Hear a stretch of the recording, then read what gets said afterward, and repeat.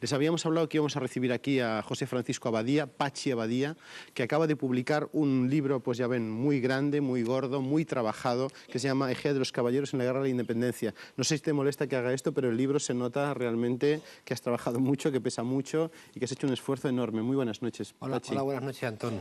Pues sí, ayer justamente una compañera mía me dijo que el próximo tenía que ser un poco menos pesado porque casi le salían un poco agujetas en los brazos. Bueno, he intentado sacar todo más o menos lo que he encontrado en los archivos. Bueno, has encontrado muchísimas cosas, porque aquí sabemos prácticamente todo. Quiénes son los difuntos, quiénes son los terratenientes, quiénes son los burgueses. Bueno, lo sabemos todo, ¿no? Bueno, toda esta información surge o la he recopilado en el archivo de Egea fundamentalmente. Después he ido también al archivo Palafox, al archivo provincial, al archivo de protocolos notariales, etcétera, etcétera. Bueno, yo no sé si está todo... Hombre, aquí sabemos los precios de los cereales, sabemos los precios de casi todo, vamos. Es deslumbrante, ¿no? Es que afortunadamente esa época... en el archivo de Egea hay bastantes documentos y están bien conservados. Entonces esa es la fortuna que tenemos para poder hacer después un libro como claro. Este. Pachi, ¿cuál sería la característica primera, fundamental? ¿Por qué fue importante, por qué fue peculiar la Guerra de Independencia en Egea? En Egea fue importante la Guerra de Independencia porque Egea está situado en un lugar estratégico. Entonces, incluso era un lugar de etapa donde las tropas se quedaban a dormir ahí.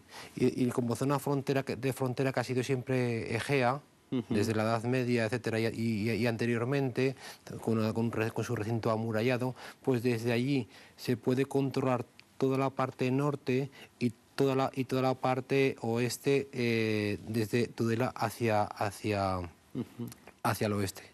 Claro. Vamos a ver, una de las cosas que más o menos vienes a decir en el libro es que habría entre 2.500 y 2.700 habitantes. Exactamente. Y el 3,5% más o menos era gente que pertenecía al clero, ¿no? Sí, es sorprendente. Yo a mis alumnos muchas veces también se lo digo. Fijaos, ahora Egea tiene más o menos unos 17.000 habitantes.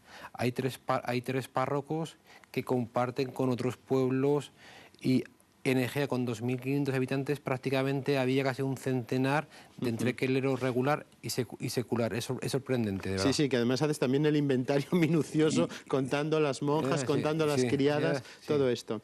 Oye, vamos a ver, desde muy pronto los egeanos se movilizan y se ponen del lado de Palafox, ¿no? Exactamente.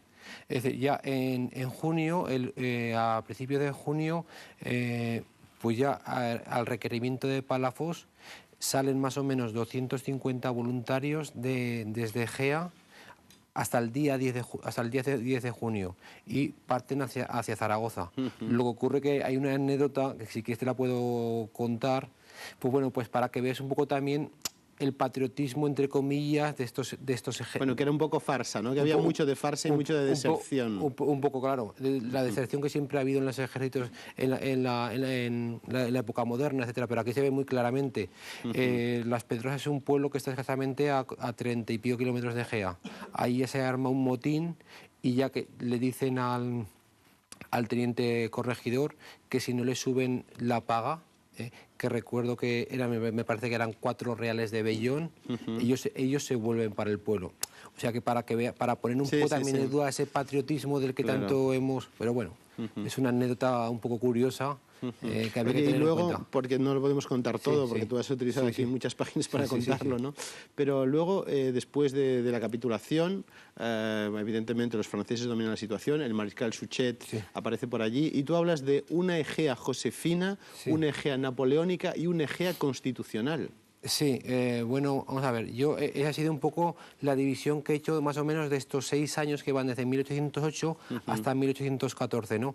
Pues el primer año 1808 y primer mes prácticamente 1809 sería la Egea está del lado patriota, por decirlo de alguna manera, está con José Palafox, etcétera, pero en el momento ya que capitula Zaragoza, incluso antes, ya Egea se había rendido a los pies de Suchet, ¿no? De Suchet y de los generales franceses, ¿no?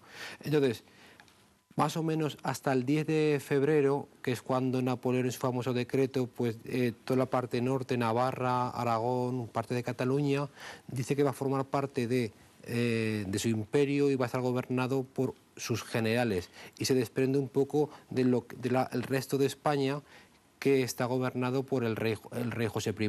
Su hermano, Entonces, ¿no? Pepe Botella. Pepe Botella, pero que bueno, que no le gustaba el vino. Era una de las famosas anécdotas que hay, ¿no? Entonces, una primera parte sería pues 1809 hasta principios de 1810, hasta febrero concretamente. Eso es lo que llamo yo Egea napoleónica, todo lo que sucede en la Egea de José I Napoleón. Y después ya, a partir de 1810, pues es todo el gobierno con Napoleón. Napoleón, buena parte, y sus generales, principalmente pues Gabriel Sichet.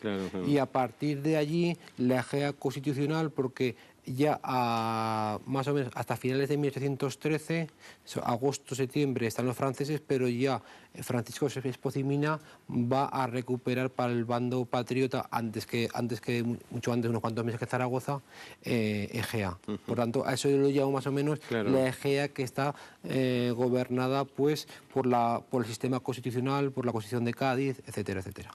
Tenemos que hablar, porque quería preguntarte también por dos cosas, por dos guerrilleros, por Juliana Larena, y también quería preguntarte por Javier Mina, pero no nos va a dar tiempo. Y no quiero que te vayas de aquí sin hablar de uno de los grandes proyectos que se están haciendo desde hace unos cuantos años en Egea, que es la revista Ágora, que tú diriges con un equipo enorme, que hacéis un número al año, pero que es realmente absolutamente lujoso. Cuéntanos un poquito qué es esta revista, Pachi. Bueno, pues esta revista es un proyecto que iniciamos este año concretamente va a ser el 7º número, que iniciamos pues por tanto hace casi 7 años.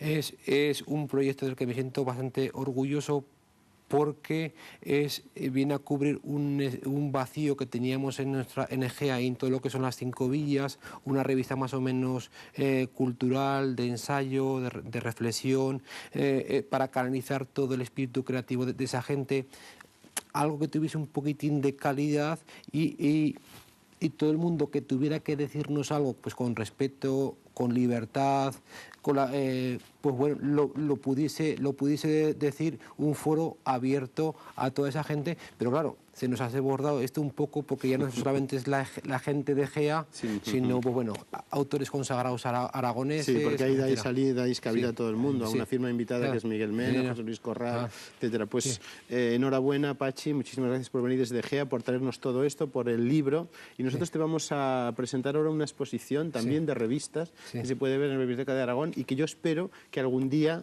dentro de unos años, cuando se vuelva a hacer esta exposición aquí en Zaragoza, ya aparezca la revista Ágora. Nos vamos a la Biblioteca de Aragón para ver esa exposición de revistas literarias, esos mapas alternativos de la cultura, esos mapas de la creación, de las ideas. Allá nos vamos.